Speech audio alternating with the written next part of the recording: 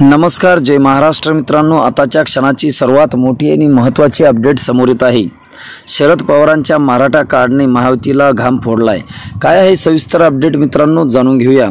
शरद पवार राजकारणाला तेल लावलेला पहिलवान। महाराष्ट्रात कधीही मराठा आंदोलनाचा भडका उडाला किंवा तशी चाहूलही लागली तरी यामागे शरद पवारांचा हात असतो, हे स्टेटमेंट हमखास समोर येतं। अनेक मराठा नेत्यांनी पवारांचं राजकारण वाईट काळात तारून नेलं आणि पक्षाला मोठं देखील केलं।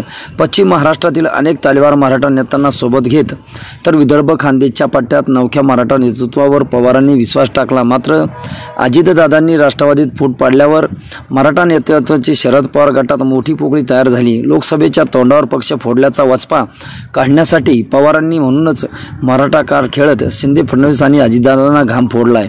लोकसभेच्या जागा वाटपात 10 जागा वाट्याला आलेल्या पवारांनी 10 पैकी तब्बल 6 जागावर मराठा उमेदवाराला संधी दिली आहे। जातीपातीचं सोशल इंजिनिअरिंगचं राजकारण पक्क जमणाऱ्या पवारांना मराठा समाज अजितदादापेक्षा जास्त ताकद देऊ शकतो का? सध्याचा मराठा समाज लोकसभा निवडणुकीसाठी गेम चेंजर ठरेल अशी अवस्था खरंच महाराष्ट्रात आहे का?